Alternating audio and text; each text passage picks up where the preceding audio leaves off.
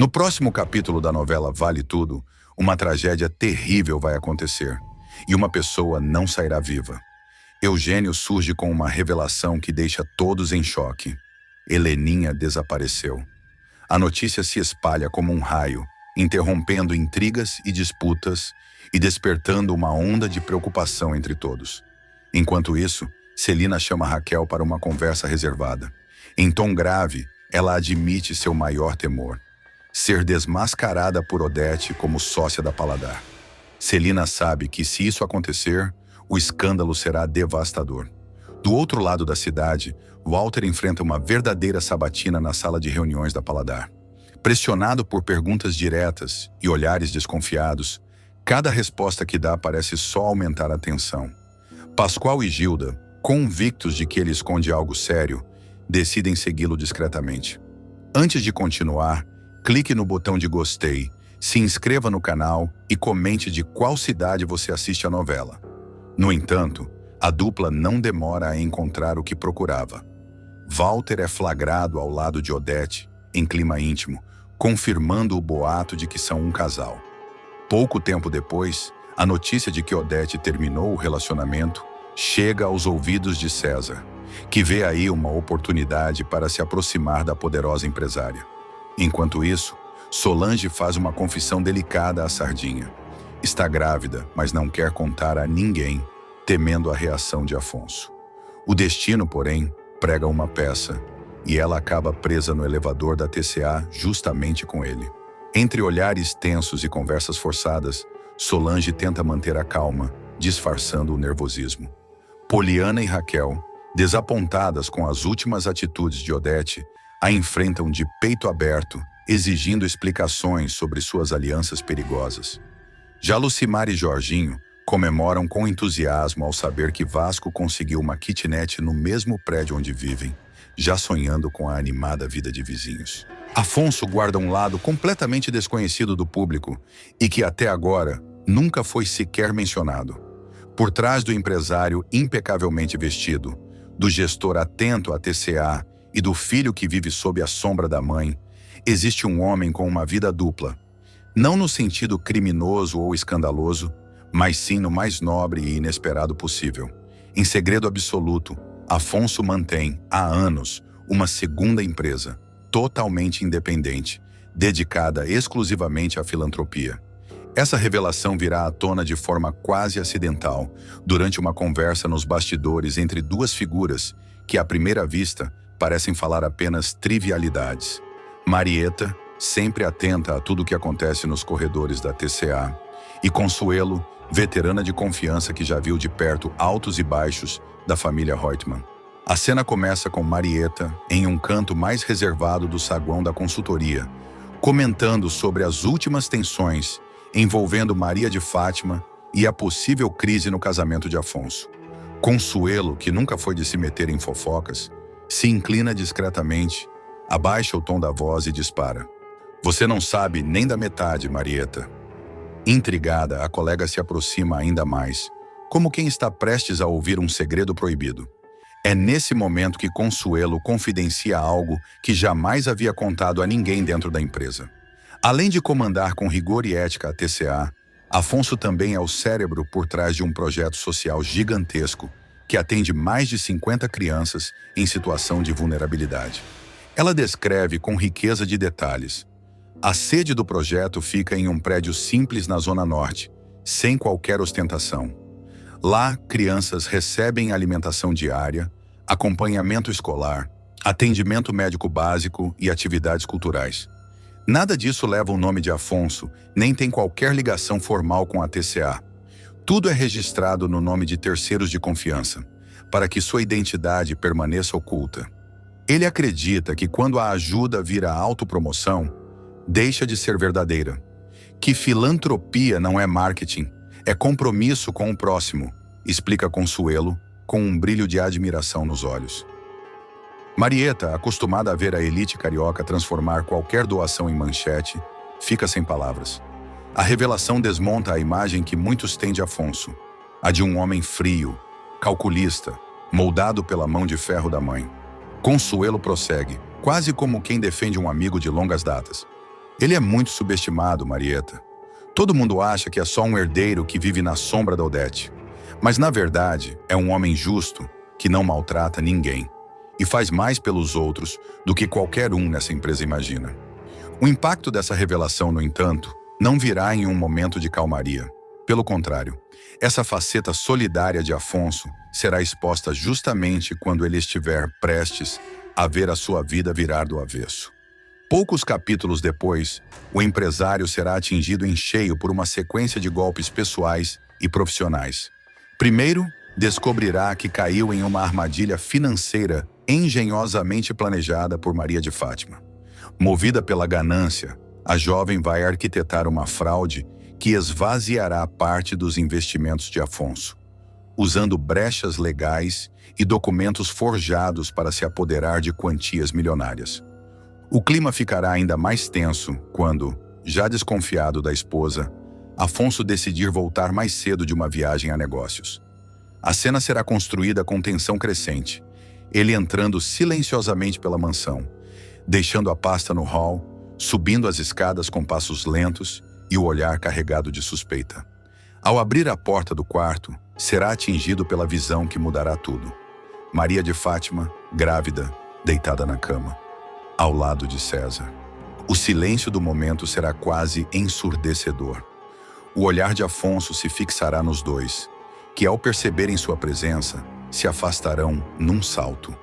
César tentará cobrir o corpo às pressas, enquanto Fátima, com o rosto lívido, buscará qualquer desculpa que possa salvar sua pele. Afonso, não é o que você está pensando, dirá ela tentando se levantar. Mas o empresário não dará espaço para justificativas. Com a voz baixa, firme e cortante, ele responderá: eu sei exatamente o que estou pensando, e infelizmente estou certo. Essa descoberta será o ponto de ruptura que colocará em risco não apenas seu casamento, mas também toda a estabilidade emocional que ele vinha mantendo até então. E, para o público, a revelação de seu lado filantrópico, tão contrastante com a frieza que a família carrega, ganhará ainda mais peso diante da traição e do golpe que está prestes a sofrer. O que ninguém saberá, ao menos por enquanto, é que esse projeto social secreto também será colocado em perigo como consequência direta dos planos sombrios de Fátima e César. A trama se tornará uma batalha não apenas por justiça e dignidade, mas pela preservação de um trabalho silencioso que, longe dos holofotes, transforma vidas todos os dias. Afonso ficará parado por alguns segundos, como se cada batida de seu coração ecoasse em câmera lenta. Os dedos apertarão a maçaneta com tanta força que os nós ficarão brancos. Fátima tentará se aproximar, mas ele recuará, erguendo a mão num gesto de repulsa. Não encosta em mim. A frase sairá seca, sem elevar o tom, mas carregada de uma fúria controlada, que será muito mais assustadora do que qualquer grito. César, ainda sem camisa, buscará alguma postura. Afonso, Mas será cortado no ato. Cala a boca. Você não fala nada. Ele se vira, caminha lentamente até a porta, mas antes de sair, lança um último olhar para a mulher. Você não sabe a vergonha que me dá e o quanto me arrependo de ter deixado você entrar na minha vida. A porta se fecha com um estrondo que ecoa pela mansão. Fátima desaba na cama, mordendo o lábio até quase sangrar, enquanto César ajeita a roupa e dispara. Ele sabe de alguma coisa. O corte seguinte mostrará Afonso sozinho no carro, dirigindo pela noite carioca. Ele passará por avenidas iluminadas, mas os olhos estarão fixos no nada, como se repassasse mentalmente cada detalhe dos últimos meses. O contraste será brutal. Um homem que dedica parte de sua vida a cuidar de crianças que não têm nada, traído por alguém que tem tudo graças a ele. Enquanto Afonso se perde em pensamentos, a cena corta para Fátima, que sozinha no quarto, encara o próprio reflexo no espelho. Ela segura a barriga com uma das mãos e, com um sorriso cínico, sussurra: eu não vou sair dessa de mãos abanando. Nunca. O telefone toca. É César, avisando que conseguiu levantar informações sobre os negócios paralelos de Afonso. Ele não imagina que se trata de uma obra social, mas Fátima enxerga ali uma oportunidade. Se isso não é registrado no nome dele, pode muito bem desaparecer. E ele nem vai poder reclamar, diz, já arquitetando um novo golpe. A mesma mulher que o traiu e o enganou financeiramente, agora pode atacar a parte mais pura e humana de Afonso. Seu projeto com as crianças. O segredo filantrópico de Afonso deixará de ser apenas uma revelação tocante para se tornar o ponto central de uma guerra silenciosa. De um lado, um homem que acredita na ajuda sem holofotes. Do outro, uma mulher capaz de transformar bondade em moeda de troca. E no meio disso tudo, um império empresarial e emocional à beira do colapso. Maria de Fátima entra na mansão de Celina como quem pisa num palco preparado para ela. O salto ecoa no mármore, as sacolas balançam no braço e o sorriso de canto denuncia a certeza de que nada e ninguém vai estragar seu dia. Ela abre espaço no sofá, espalha as compras e posa triunfante. Tava precisando de uns lookinhos novos, mais soltinhos, sabe? Porque roupa de grávida ninguém merece. Do outro lado, Celina fecha o livro sem pressa. O clique do marcador é seco, calculado. O olhar então sobe devagar até encontrar o da recém-chegada. Será que o seu amante vai gostar dessa notícia? Alfineta, como quem comenta o tempo.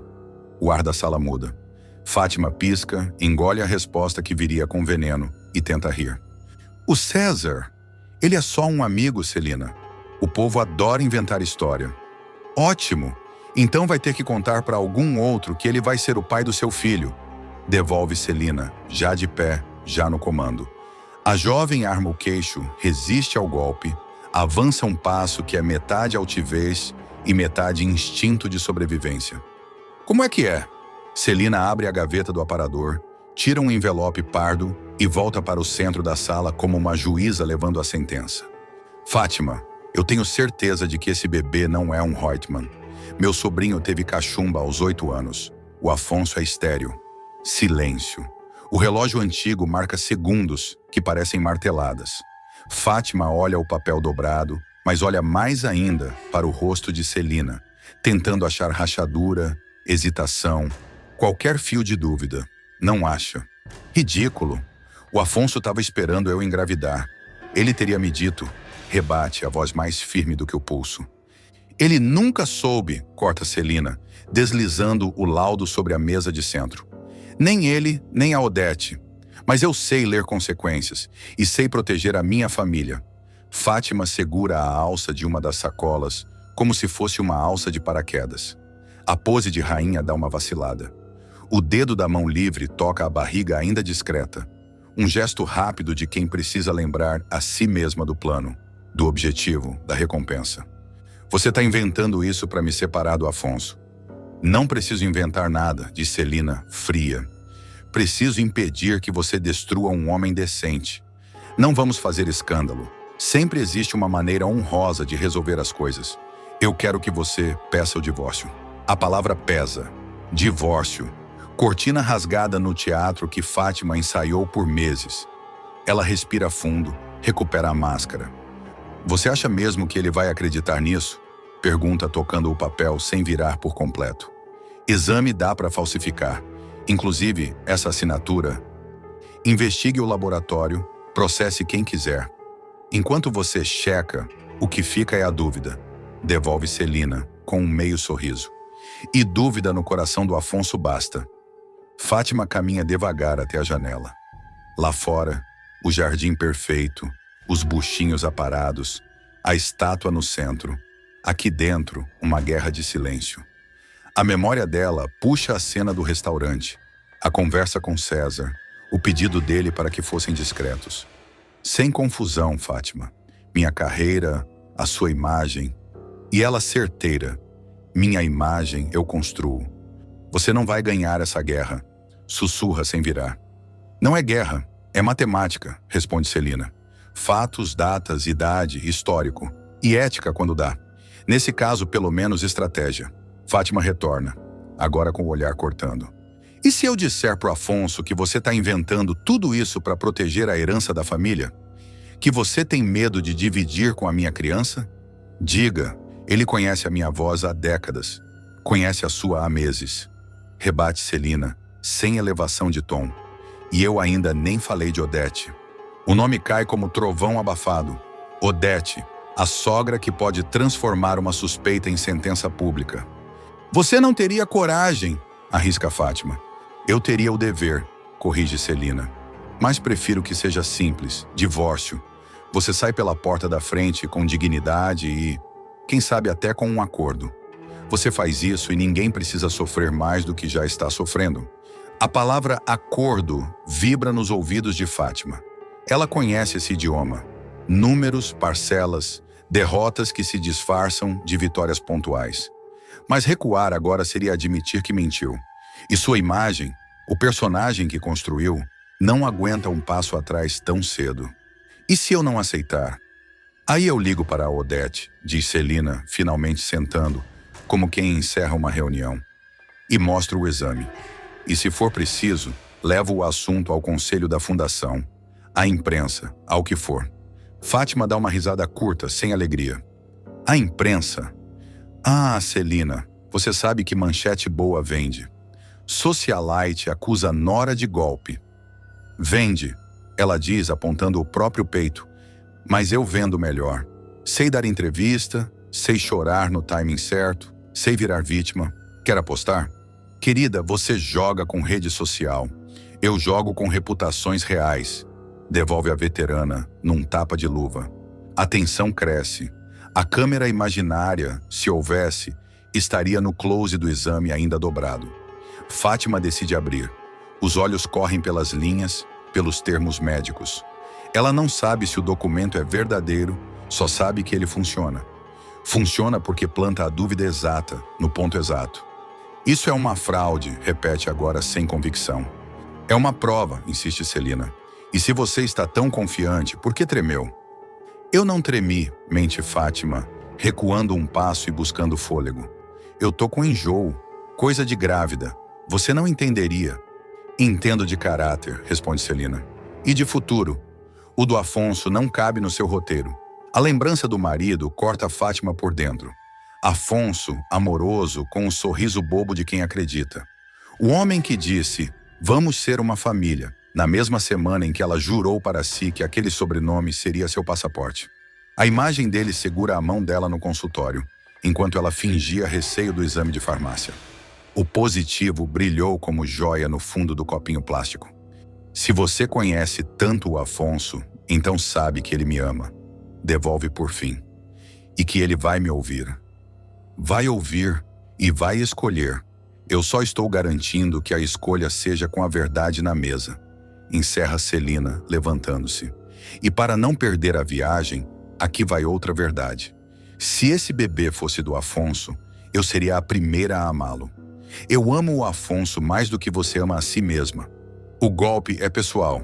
Fátima encara, queixo erguido, olhos marejados, não se sabe se de raiva ou de medo. Você não me conhece, cospe. Conheço o suficiente, devolve Celina caminhando até a porta e abrindo-a como quem indica a saída. Pense no que eu disse, sem escândalo, sem espetáculo, divórcio, um acordo silencioso. Fátima não sai. Pega o telefone, dedos rápidos, mensagem aberta em César. A tela reflete no rosto dela. Preciso falar com você. Urgente. Sobre mim, sobre a criança. Mas ela apaga, reescreve. Posso te ver hoje? Apaga de novo. Guarda o celular. Olha o exame mais uma vez, como se do papel pudesse nascer a resposta que a tire daquele beco. Você quer que eu peça o divórcio agora? Pergunta, quase desafiando. Eu quero que você saia daqui hoje com essa decisão tomada, responde Celina. E que se escolher continuar com a mentira, esteja pronta para as consequências. A porta segue aberta. O corredor da mansão, longo, parece um túnel de câmera lenta. Fátima recolhe as sacolas devagar. Cada alça no braço é um lembrete dos sonhos que ela ainda não pretende devolver. Eu não vou a lugar nenhum, diz finalmente cruzando a sala para o lado oposto da porta. E se quiser guerra, vai ter. Eu vou falar com o Afonso antes de você. Decide. E ele vai me ouvir. Eu sei como chegar nele. Chegue, consente Celina. Mas chegue com respeito. Porque se você o ferir de novo, eu não respondo por mim. Fátima caminha até a porta para na soleira, volta o rosto. Você acha que ganhou hoje, né? Hoje eu não ganhei nada, disse Celina. Hoje eu só tirei a cortina. Agora todo mundo vai enxergar o palco. Depois de ser demitido de forma humilhante da TCA e ainda por cima cair em uma armadilha arquitetada por Odete Reutemann, Ivan Meirelles vai passar por dias sombrios. Acusado injustamente de corrupção dentro da empresa, ele será levado preso em uma cena que chocará seus colegas de trabalho e abalará a alta sociedade carioca. Sozinho, desacreditado e com o nome manchado, o rapaz verá sua vida virar de cabeça para baixo. Mas é justamente da dor que surgirá sua força. Ao sair da cadeia, com a ajuda do advogado fornecido por Raquel Ascioli, Ivan retomará o fôlego e decidirá recomeçar. É neste momento que o ex-marido de Heleninha dará uma guinada surpreendente. Ele investirá todas as economias que ainda restam e montará sua própria empresa de turismo, batizada de Mundo para Todos. Uma agência voltada para o público popular, com pacotes acessíveis e condições de pagamento diferenciadas. Uma ideia ousada, mas com potencial enorme de crescimento. Em uma das cenas mais emocionantes, Ivan levará Raquel até a frente de um ponto comercial modesto, ainda fechado, com as janelas empoeiradas. O bairro é simples, mas movimentado. Carros passam, ônibus param e o comércio ao redor ferve de gente. É ali, naquela portinha, que eu tô querendo abrir a minha agência. Mundo para Todos, dirá Ivan, com um sorriso no rosto, apontando para a fachada desgastada.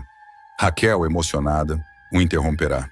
Mas eu não tô vendo portinha nenhuma, não. Eu tô vendo um sonho maravilhoso se tornando realidade. Vai dar certo, meu amor. Os dois se abraçam e Ivan explica a ela os detalhes do negócio.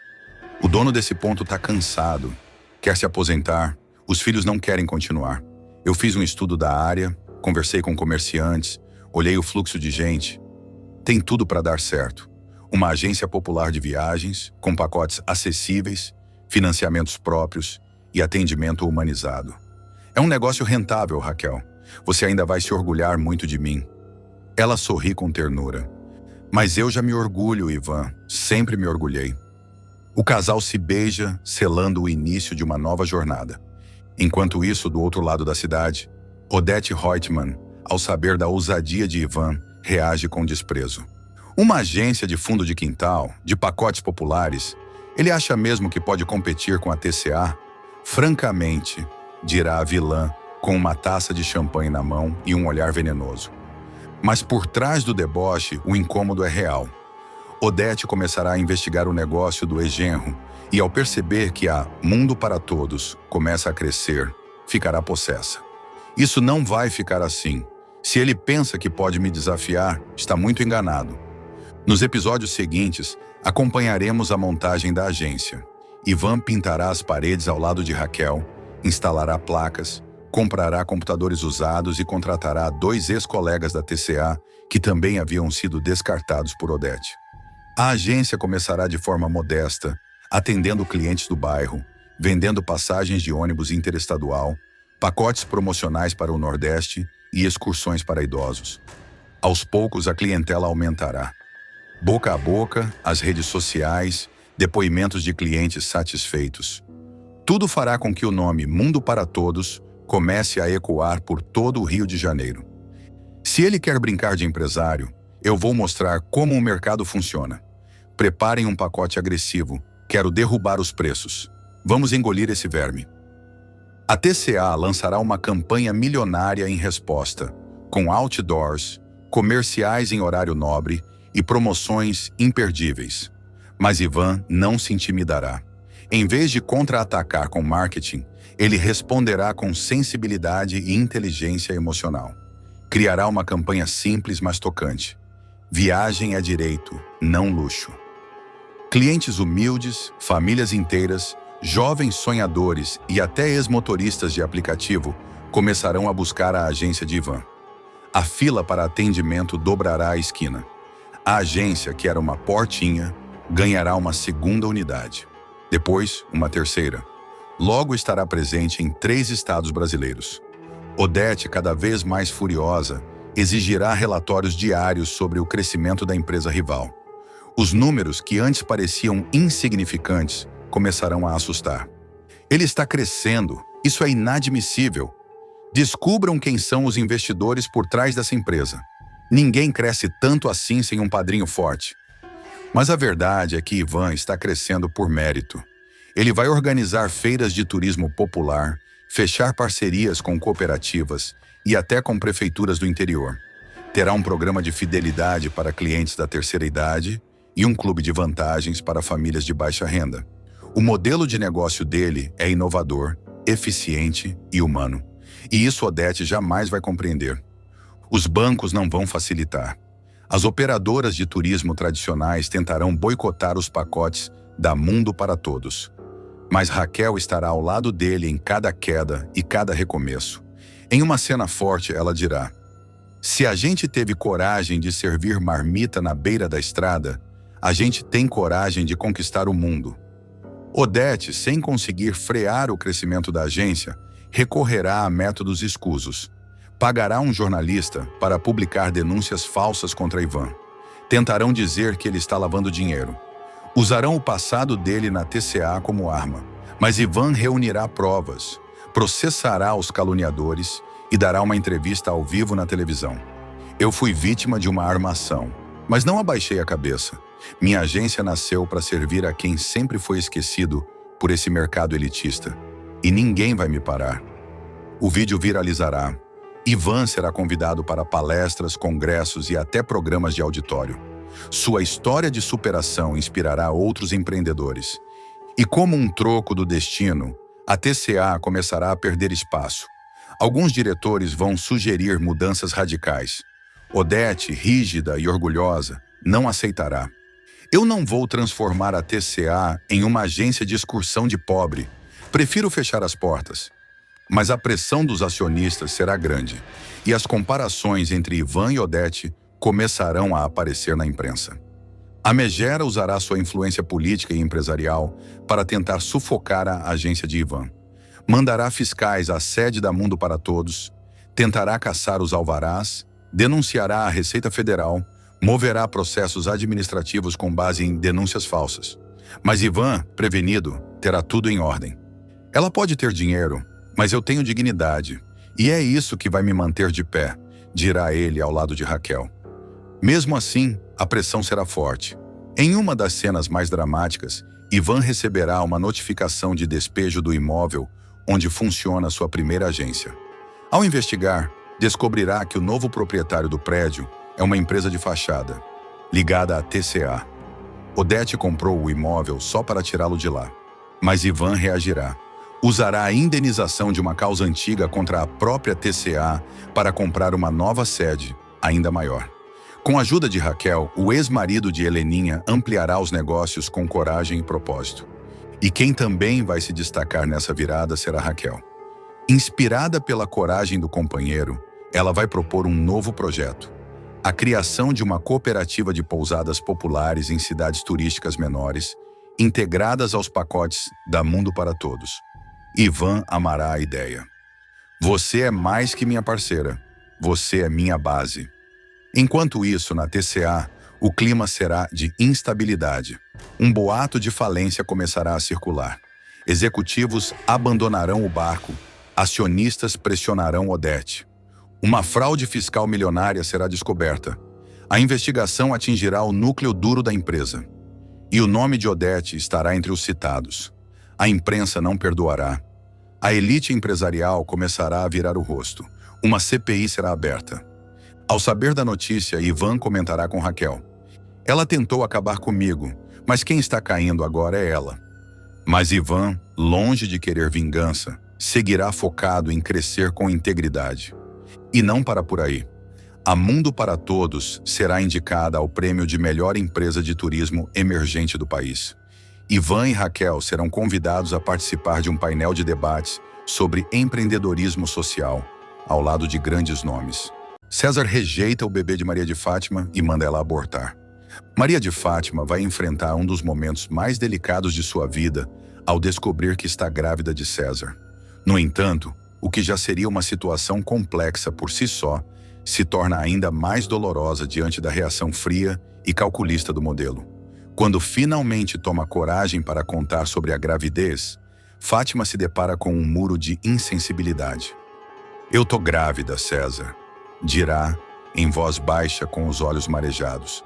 Do outro lado da sala, o modelo arregala os olhos por um breve instante, mas logo assume o controle da expressão, fingindo indiferença.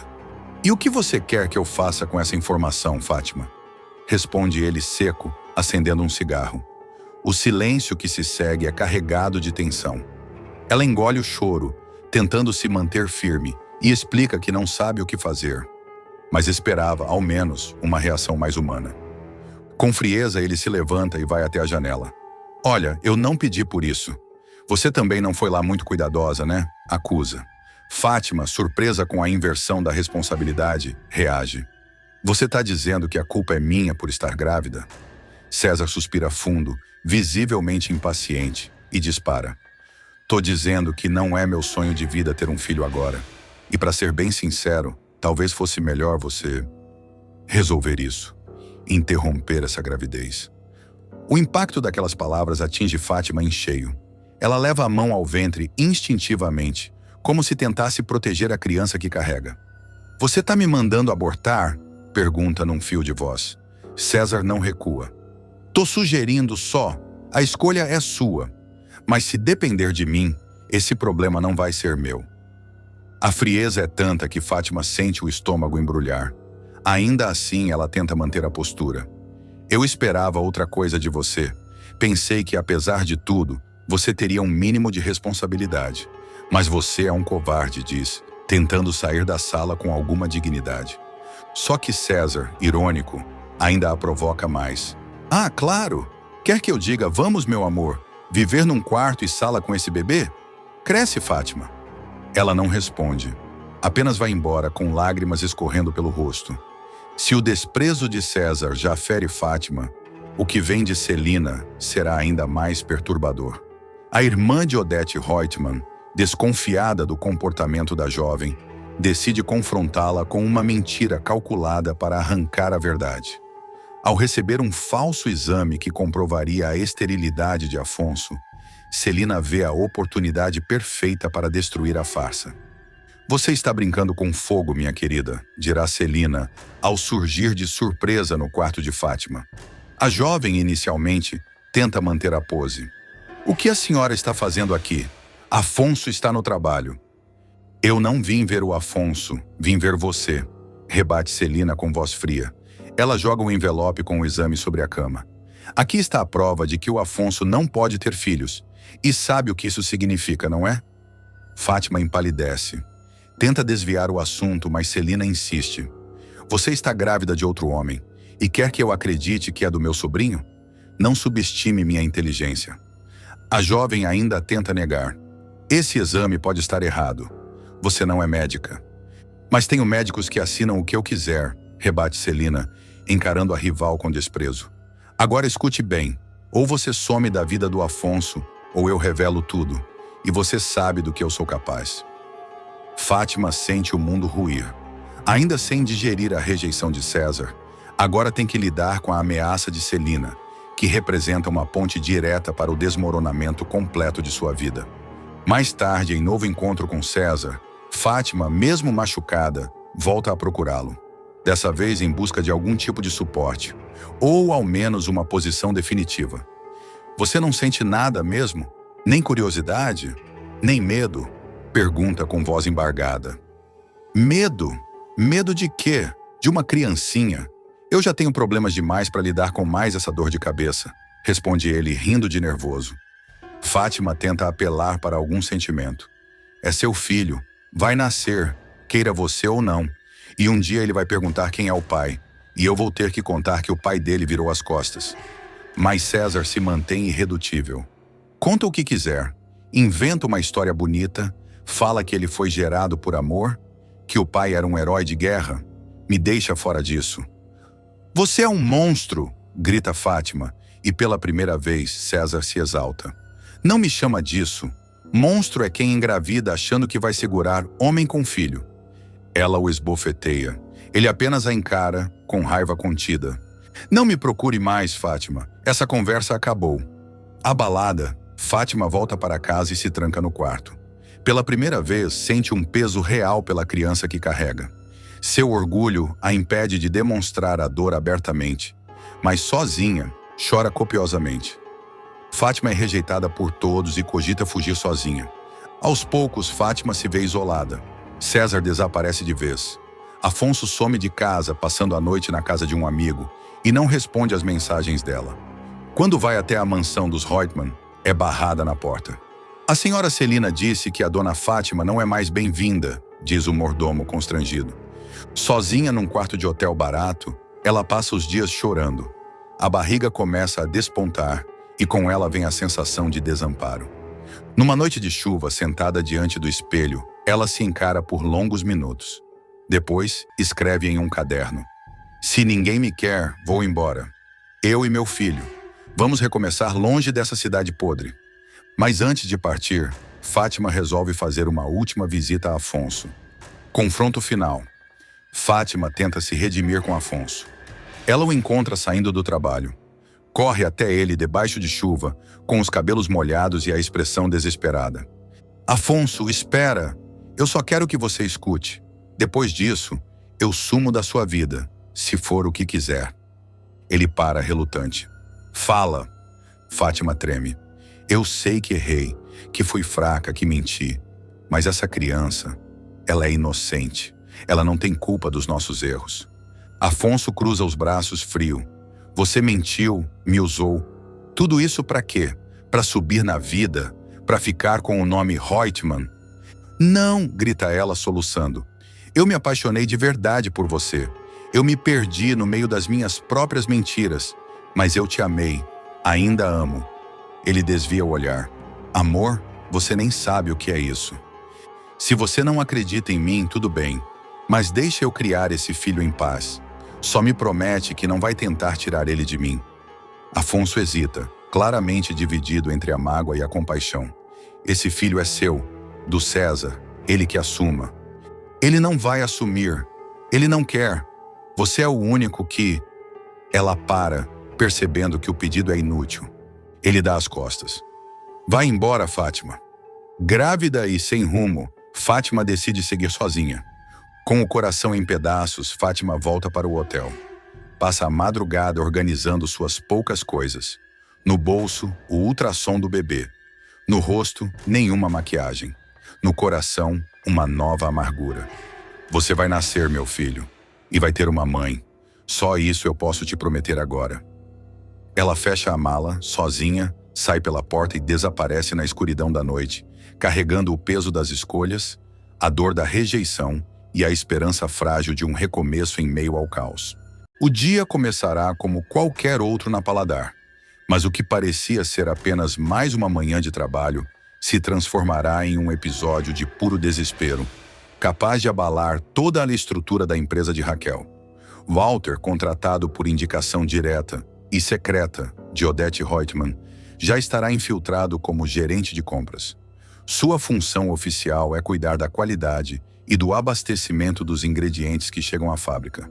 Mas na prática, ele está ali para cumprir um objetivo muito mais sombrio: sabotar a Paladar de dentro. Na calada da noite anterior, Walter já terá dado o primeiro passo do plano maquiavélico de Odete. Ele invadirá a área de estocagem, usando luvas, máscara e uma pequena maleta. De dentro dela, retirará seringas carregadas com uma substância invisível a olho nu, mas capaz de provocar uma intoxicação alimentar grave. Um a um, ele furará discretamente os potes de maionese, injetando a bactéria. Tudo com a frieza de quem não se importa com as consequências, desde que o plano seja executado com perfeição. Antes de sair, guardará tudo e deixará a geladeira organizada, como se nada tivesse acontecido. O que Walter não imaginava é que na manhã seguinte, uma vítima inesperada colocaria todo o plano em risco. Lucimar, a dedicada funcionária da limpeza, mãe de Jorginho, que conhece cada canto da Paladar como a palma da mão. Sempre pontual, ela chegará antes da maioria da equipe, ainda com o uniforme simples e o cabelo preso num coque apressado. Ao entrar na cozinha para buscar água, abrirá a geladeira e verá os potes de maionese, ainda frescos, com a cremosidade convidativa. Ai, meu Deus, só um pouquinho não vai fazer mal, né? Murmurará para si mesma, olhando para os lados para ter certeza de que ninguém está por perto. Com um garfo, abrirá um dos potes e levará uma generosa porção à boca. O sabor para ela será delicioso. Que delícia! Dona Raquel capricha mesmo, dirá satisfeita, sem imaginar que está ingerindo veneno. Lucimar continuará seu café da manhã improvisado, comendo rapidamente para não ser pega. Em seguida, lavará o garfo e voltará para o trabalho, como se nada tivesse acontecido. Mas o veneno já começará a agir em seu organismo de forma silenciosa. No início, o mal-estar será discreto. Enquanto varre o chão do depósito, ela sentirá um pequeno embrulho no estômago, tentando ignorar. Mas à medida que os minutos passarem, a tontura aumentará. Gilda, que estará arrumando uma prateleira próxima, perceberá algo errado. Lucimar, tá tudo bem com você? Perguntará, largando o que está fazendo para se aproximar. Acho que é só uma tontura. Deve ser fraqueza, sabe? Não tomei café direito hoje, responderá Lucimar, suando frio. De repente ela levará a mão à boca e sairá correndo para o banheiro. Lá dentro, os sons de vômito ecoarão, preocupando ainda mais Gilda, que chamará reforço. Seu Bartolomeu, corre aqui que a Lucimar está passando muito mal. Bartolomeu largará os documentos na mesa e correrá. Ao empurrar a porta do banheiro, verá Lucimar apoiada na pia, pálida, com os olhos revirando. Antes que possam ajudá-la, ela desmaiará, caindo nos braços dele. O alvoroço chamará a atenção de Raquel, que descerá apressada das salas administrativas. Ao ver a funcionária desacordada, não pensará duas vezes. Gilda, pegue minha bolsa. Vamos levá-la agora para o hospital, ordenará com a voz trêmula. No caminho, dentro do carro, Lucimar começará a recobrar a consciência, mas ainda fraca e com dores intensas no estômago. Raquel tentará acalmá-la. Fica tranquila, Lucimar, já estamos chegando. Você vai ficar bem. No hospital, após exames de emergência, o diagnóstico sairá rápido. Intoxicação alimentar severa. Raquel, preocupada, perguntará: Mas o que você comeu, Lucimar, que estava tão ruim assim? Lucimar, envergonhada, abaixará o olhar. Ai, dona Raquel, eu fico até com vergonha de falar. A senhora me desculpe. É que eu cheguei na Paladar com tanta fome que acabei comendo a maionese que estava na geladeira. A revelação cairá como um raio sobre Raquel. Seu rosto mudará instantaneamente, o sangue gelando. Meu pai amado, mas então, a minha maionese está estragada. Eu vou intoxicar um monte de gente na hora do almoço. Sem perder tempo, Raquel puxará o celular da bolsa e começará a ligar para seus gerentes. Sua voz estará carregada de urgência. Escutem bem, parem tudo agora. Nenhum pote de maionese sai daí. E os que já saíram, recolham imediatamente. É questão de vida ou morte. A tensão aumentará porque parte dos produtos já terá sido distribuída para restaurantes e padarias do Rio. Raquel reunirá a sua equipe ali mesmo no hospital, delegando funções. Gilda, você liga para os clientes da Zona Sul. Bartolomeu, cuida da Zona Norte. Eu fico com o centro da cidade. Não importa como, temos que chegar antes que abram para o almoço. Enquanto cada um corre para cumprir a missão, Walter observará à distância, fingindo preocupação. Por dentro estará irritado com o acidente de Lucimar, que pode comprometer seu trabalho sujo. Para ele, o ideal seria que a sabotagem só fosse descoberta depois que dezenas de clientes passassem mal, jogando a reputação de Raquel no chão. Mas a determinação da empresária mudará o rumo do jogo. Ela entrará em contato com cada restaurante, explicando que houve um problema grave e que o produto não deve ser servido de forma alguma. Em alguns casos, chegará pessoalmente para recolher os potes, enfrentando olhares desconfiados de donos e funcionários. Em questão de poucas horas, Raquel e sua equipe conseguirão evitar que o desastre atinja proporções catastróficas. Ainda assim, o clima na Paladar ficará carregado. Lucimar seguirá internada para observação, e Raquel, mesmo aliviada por ter evitado algo pior, começará a desconfiar que aquilo não foi um simples azar. Afinal, como uma maionese fresca poderia causar tamanha intoxicação? E enquanto ela se atormenta com essa dúvida, Odete, do outro lado da cidade, brindará sozinha, certa de que plantou a semente do caos, sem imaginar que o plano perfeito começou a dar sinais de falha antes do esperado. No final da tarde, Raquel voltará para Paladar com o corpo exausto, a voz rouca de tanto dar ordens e a mente fervendo com tudo o que aconteceu. Assim que atravessar a porta da cozinha, verá Walter encostado no balcão, fingindo revisar notas fiscais. "E aí, deu tudo certo com os clientes?" perguntará ele, com tom aparentemente preocupado. Raquel o fitará de cima a baixo como quem mede as intenções. "Deu, mas por pouco, muito pouco. Uma pessoa quase morreu hoje, Walter. E eu não tenho o hábito de acreditar em coincidências." Walter sustentará o olhar, tentando não demonstrar nervosismo. "Talvez o lote tenha vindo com problema. Aconteceu na época em que trabalhei na Agro e CIA." Raquel não responderá de imediato. Caminhará até a geladeira, abrirá a porta e examinará os potes restantes, como se tentasse encontrar respostas nas embalagens. "Eu vou mandar todos para análise. E se eu descobrir que alguém aqui dentro fez isso de propósito, não vai ter canto no Rio de Janeiro para essa pessoa se esconder." No hospital, Lucimar despertará mais disposta, com Gilda ao lado segurando sua mão. "Graças a Deus você tá melhor, mulher. Não me assusta mais assim, não", dirá a amiga emocionada. Lucimar, ainda pálida, suspirará. "Eu juro que não sabia. Só queria matar a fome antes do expediente. Nunca imaginei que podia me matar também." Enquanto isso, Odete, em seu apartamento luxuoso, receberá um telefonema curto de Walter. "Tivemos um imprevisto", dirá ele em voz baixa. Odete sorrirá com frieza. "Então trate de resolver, meu caro. E lembre-se, acidentes de percurso fazem parte, desde que não estraguem o resultado final." Raquel, de volta ao escritório, observará a lista de entregas do dia, rabiscando nomes de fornecedores. Seus dedos tamborilarão sobre a mesa e a frase que ecoará na sua mente será a mesma que ela murmurará em voz alta. "Se alguém acha que vai me derrubar, escolheu a adversária errada." A câmera se afastará, deixando o som do telefone tocar e o rosto de Raquel endurecer, preparando o terreno para o próximo embate.